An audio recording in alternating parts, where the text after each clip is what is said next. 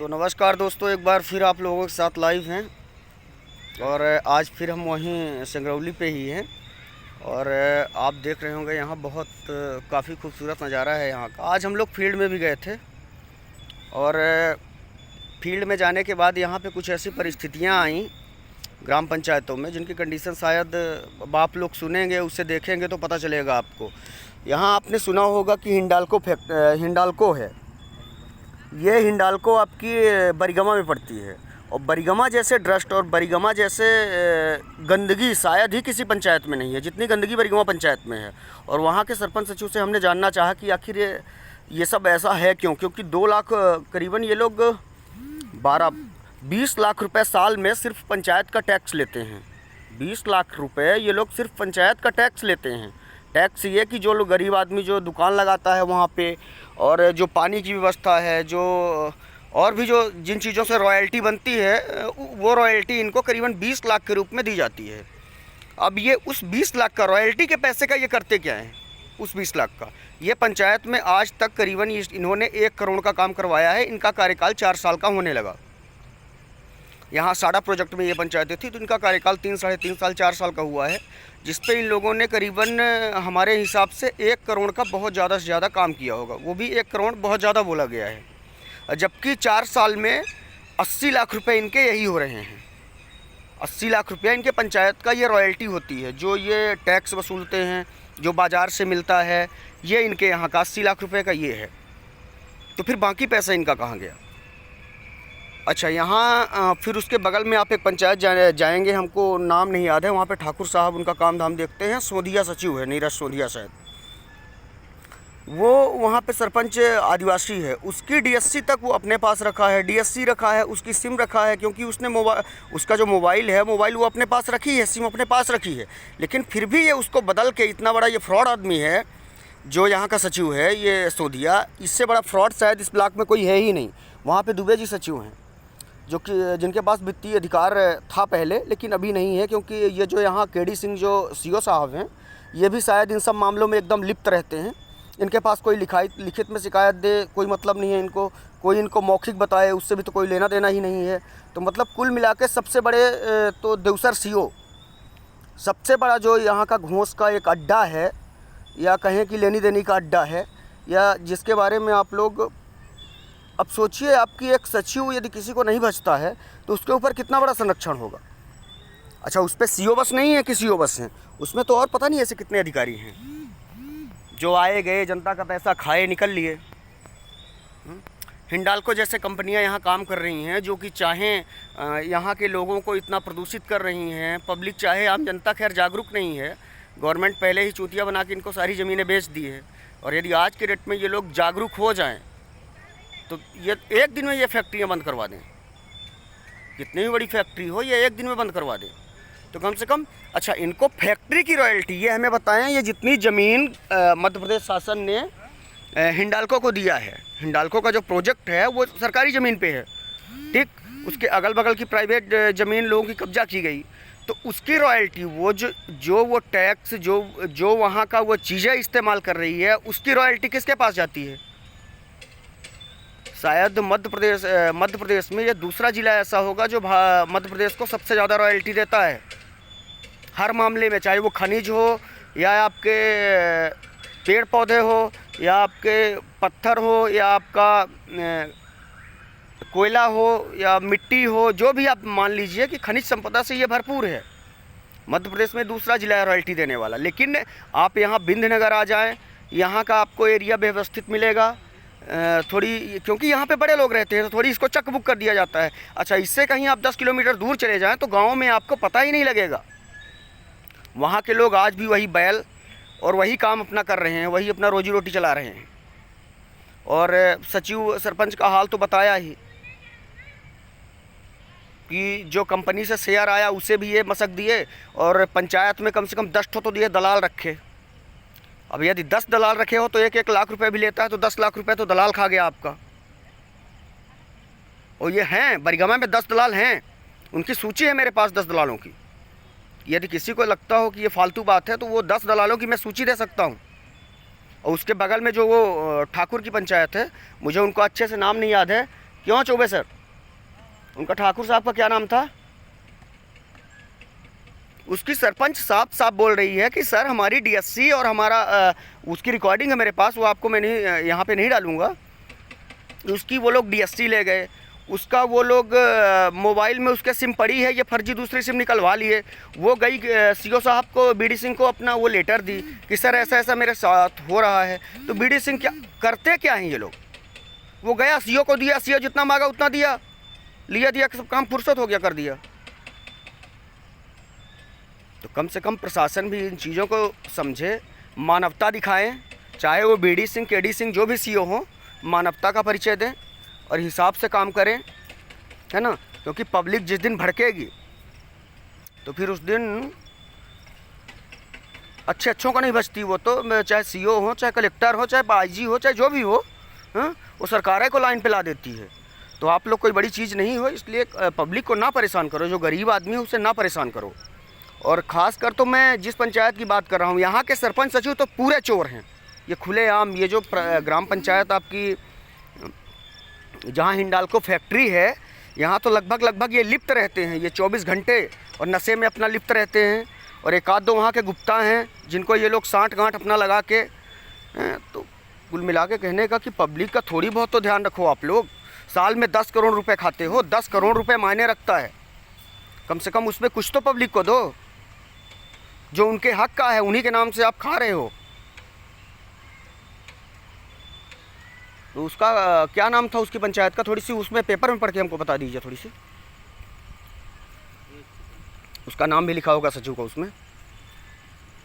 तो दोस्तों ये हाल है यहाँ की। ये सबसे बड़ी पंचायतें हैं, साला हिंडाल्को जैसी फैक्ट्रियाँ हैं यहाँ पे। ये एक कार्यालय जनपद पंचायत देवसर, जिला संगरौली है। ये नीरज सोंधिया है। ये जो वहाँ पे सहायक सचिव है, नीरज सोंधिया है। ये एक नंबर का चोर आदमी, इससे बड़ा चोर शायद ब्लॉक में नहीं होगा। एक नंबर का फ्रॉड आदमी है ये। और सरपंच का पूरी डीएससी रख लिया और उसके बेचारे का वो सिम लगाई है। इससे बड़ा फर्जी अब और क्या सबूत आपको चाहिए कि उसकी सिम लगी है और ये दूसरी सिम निकाल लिया। सोचिए कितना मास्टरमाइंड आदमी है ये। तो ये सीओ केडी सिंह का यदि पेड आदमी है तो उनको कितना नहीं कमा के देता होगा ये। और ये मुख्य कार्यपालन अधिकारी को, ये सीओ साहब को ये लेटर भी दिया गया कि इस पे जांच हो। तो केडी सिंह आए और अपना ये देखिएगा, आप लोग इसको गौर से देखिए, इसको थोड़ी सी नीचे आपको सीओ के 10 हस्ताक्षर दिखेंगे। ये आपको सीओ के 10 हस्ताक्षर दिखेंगे। तो कहने का मतलब कि आखिर चल क्या रहा है यहाँ पे, हमारे तो ये नहीं समझ में आ रहा है कि आखिर चल क्या रहा है। किसी चीज़ की एक सीमा होती है यार। ग्रामीण परेशान है, ग्रामीण वालों को ना पानी से उनको मतलब है, ना उनको कोई सुरक्षा है। यहाँ इतना अवैध इंडस्ट्री इलाका है, सारे इसकी जो भी इनसे गैस निकलती होगी जहरीली, या जो भी प्रदूषण होता है, वो सब जनता झेलती है। ना कि सीओ, ना कि कलेक्टर झेलते हैं, बल्कि वो आम जनता झेलती है। जिसको उसके हक का जो भी है तो उसको मिलना चाहिए। प्रधानमंत्री आवास के नाम पे इन लोगों ने क्या बनाया है? कुछ भी नहीं। आप जाएंगे वहाँ पंचायत में तो आपको 2 पीसीसी मिलेगी, जबकि सबसे बड़ी ग्राम पंचायत है, सबसे बड़ी ग्राम पंचायत इस ज़िले की है। और उस पे शायद इतने पैसे आते हैं वहाँ पे। पैसे वहाँ की बात छोड़िए, यदि सर गवर्नमेंट उनको पैसा ना दे तो उनकी रॉयल्टी इतनी है, वो खुद के इतना पैसा वहाँ पे आता है कि वो खुद उन पैसों से उसका उपयोग करके अपने पंचायत का अच्छा खासा काम कर सकते हैं। लेकिन नहीं करना है, खाने से फुर्सत नहीं है। सरपंच को देखो तो उसको अलग चाहिए, सचिव को देखो अलग चाहिए। सचिव बोलेगा 10 लाख, सरपंच बोलेगा 20 लाख। अब 20 लाख वो ले ले, 10 लाख वो ले, तो बचेगा क्या बाबा जी का? तो आज गया था, मैं बैठा था करीबन 1 आध घंटे, उनसे चर्चा हुई इन लोगों से। वो सब नशे वाले व्यक्ति हैं, वो सब फालतू, उनसे बात करना कोई मतलब निकलता नहीं है। ये एक बार आपको मैं फिर दिखाता हूँ, ये आप गौर से देखें। ये नीचे देवसर सीओ की साइन होगी, देवसर के सीओ साहब की आपको नीचे ये साइन मिलेगी।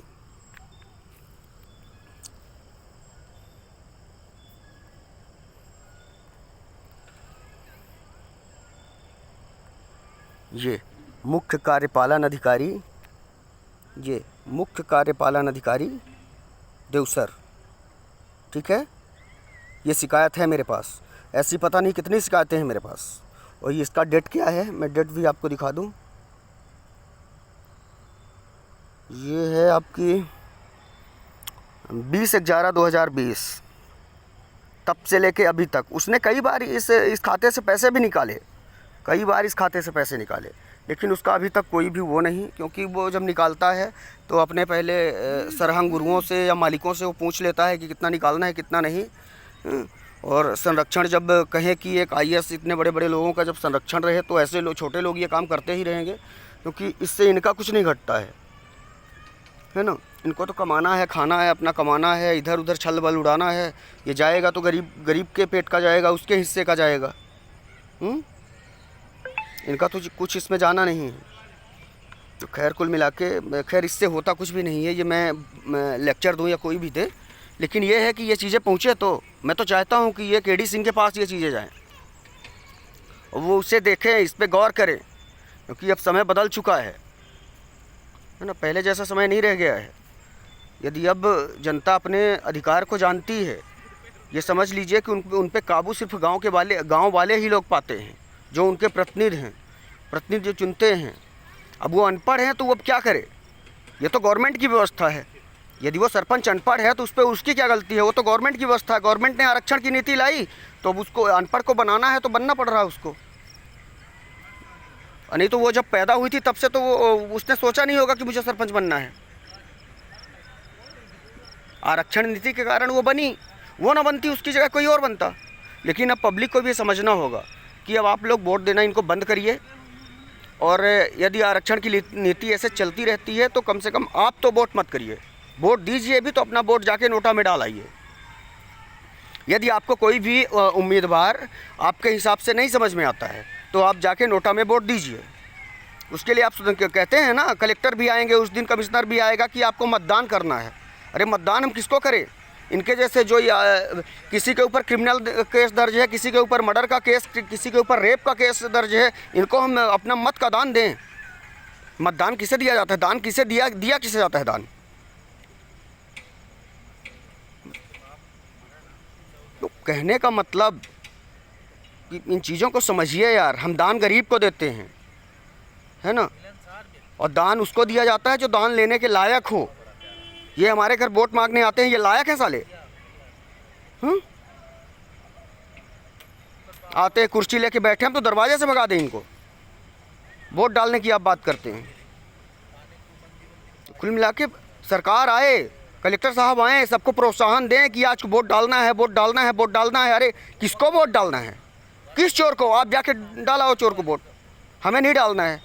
स्वतंत्रता का हम भी भारत के नागरिक हैं। जितना अधिकार आपको है उतना अधिकार हमें है, ठीक है। जो अच्छा, कुछ चीज़ों में हम आपसे कम हो सकते हैं, कुछ चीज़ों में, चाहे वो एजुकेशन हो, चाहे वो कुछ आर्थिक, है ना, तो उस पर आप हमसे आगे हो सकते हैं, है ना। बाकी सब बाकी ये मत समझिए कि हम लोग बेवकूफ़ हैं या पागल है। अब आजकल जनता सब जागरूक हो गई है। तो आप लोगों से अपील है कि आप लोग समय रहते सब अपने अपने लाइन पे आ जाएं। और आप लोगों को तो खुद गवर्नमेंट इतनी सैलरी देती है यार कि आपको ये सब करने की ज़रूरत ही नहीं है। आपको सरकार इतनी सैलरी देती है कि आपको ये सब करने की ज़रूरत नहीं है, लेकिन फिर भी कर रहे हैं। पर मैं ये बता रहा हूँ कि देवसर की ये 2 ग्राम पंचायतें, इनमें मैं KD सिंह को साफ कि इन दोनों पंचायतों की जांच हो। मैं ये बता रहा हूँ, नहीं तो मैं तो अपनी तरफ से जांच करूँगा ही जितना मुझसे हो सकेगा, ठीक है। मैं RTI लगाऊंगा, मैं जानकारी निकालूंगा जो मुझे, क्योंकि मैं भारत का आम नागरिक हूँ, मुझे सारे अधिकार मेरे पास हैं। जो अधिकार उनके पास हैं, जो अधिकार CO साहब के पास हैं, वही अधिकार मेरे पास भी हैं। मैं अपने अधिकारों का इस्तेमाल करूँगा। और आप लोग डरिए नहीं, आप लोगों को कुछ नहीं बिगाड़ सकते हैं। बहुत ज़्यादा से ज़्यादा आपके पीछे पुलिस दौड़ा देंगे, बस हो गया। आप पुलिस से क्यों डरते हैं? पुलिस है कौन? आपको सीधे आपके कोर्ट के शरण में जाना है, किसी को नहीं, बीच में कोई भी नहीं, ठीक है। कानून अपना काम करे, आप अपना काम करें, है ना। यदि इनको लड़ना है तो ये हमें लड़े, हमें न्यायालय, सीधे न्यायालय। पुलिस से कोई उलझन नहीं चाहिए हमें। पुलिस, क्योंकि पुलिस पता है ना, जब सीओ और कलेक्टर जब जैसी चीज़ें जब ये हो सकती हैं तो पुलिस क्या है?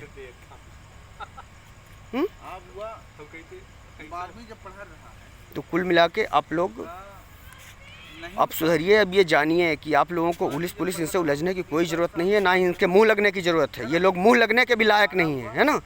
आप लोगों को कोई दिक्कत होती है सीधे आप कोर्ट जाइए। कोर्ट नहीं जा सकते आप, घर बैठ के कोर्ट को आवेदन लिखिए, कोर्ट आपको वकील घर पे भेजेगी। यदि आप आर्थिक स्थिति कमज़ोर है, आप उसको न्यायपालिका के नाम से आप उसको एक रजिस्ट्री करिए, लेटर लिखिए, वो आपकी समस्या जानेगी, वो आपकी समस्या सुनेगी। या आप खुद लेटर लिख के अपनी समस्या उसे बताइए। आपको थाने में रिपोर्ट करने की ज़रूरत नहीं है। कोई भी चीज़ें होती हैं, आपको थाने में आप रिपोर्ट मत करिए। आप सीधे वही पैसा इकट्ठा करके आप एक रजिस्ट्री बनाइए, ठीक है, और न्यायालय के नाम से लिखिए। और या दिक्कत होती है तो सीधे आप न्यायालय जाइए और वहाँ पे सारी चीज़ें बताइए न्यायालय में, क्योंकि वहाँ के अलावा ये हमको कुछ दे सकते हैं, ये चूसने के अलावा कुछ नहीं कर सकते हैं। वहाँ जाएंगे, थोड़ी उम्मीद है कि वहाँ मिलेगी, थोड़ी उम्मीद है, क्योंकि न्यायपालिका पे आपको भरोसा करना पड़ेगा। यदि हम भारत के संविधान पे भरोसा करेंगे तो फिर न्याय पे भरोसा हमें करना पड़ेगा।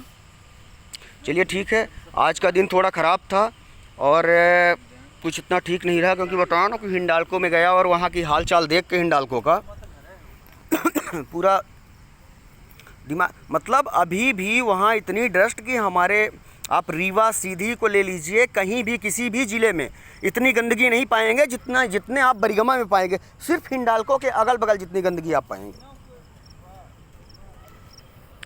चलिए हो गया, बस इतने कहना था। बाकी आज बहुत अच्छा नज़ारा है यहाँ पे, बहुत बेहतरीन। चौबे सर आ जाएँ, थोड़ी सी आइए, आप भी आ जाएँ गुरुदेव। तो अब आप लोग चौबे सर से थोड़ी लीजिए जो कुछ भी आज, अब काफ़ी दिन भर तो वो भी रहे हैं, तो थोड़ी बहुत गुस्सा तो उनके अंदर भी रहा होगा, क्योंकि वो भी घूमे हैं फालतू में फ्री में। तो इन लोगों को, जैसे वो आदमी बता रहा था आपको कि केडी सिंह जो जनपद का सीओ हैं, उनके द्वारा उसको संरक्षण दिया जाता है, ठीक है। सारी जो जितने भी कांड हैं वहाँ के, वो शायद सब वो करवाते हैं, सब बिना सीओ के संरक्षण के। एक उसके चपरासी की औकात नहीं है कोई इतना बड़ा काम कर लेगा।